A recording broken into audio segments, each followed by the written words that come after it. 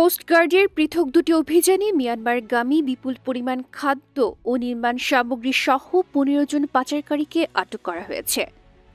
মঙ্গলবার coast guard media কর্মকর্তা lieutenant commander Siamul হক এ তথ্য নিশ্চিত করেন। তিনি বলেন, গোপন সংবাদের ভিত্তিতে জানা যায় একটি অসাধু চক্র বাংলাদেশি পণ্যের বিনিময়ে ইয়াবা মদ সহ অন্যান্য মাদকদ্রব্য মিয়ানমার হতে বাংলাদেশে পাচার করবে।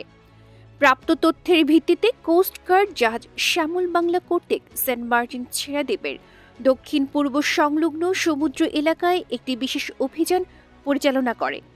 অভিযান চলাকালীন উক্ত এলাকায় সন্দেহভাজন একটি ফিশিং ট্রলারে তল্লাশি চালিয়ে অবৈধভাবে শুল্ক কর ফাঁকি দিয়ে মিয়ানমারে পাচারের উদ্দেশ্যে বহনকৃত প্রায় ৫,২০,০০০ টাকা মূল্যের ৫২০ বস্তা আলুসহ ১৩ জন পাচারকারীকে আটক করা হয়।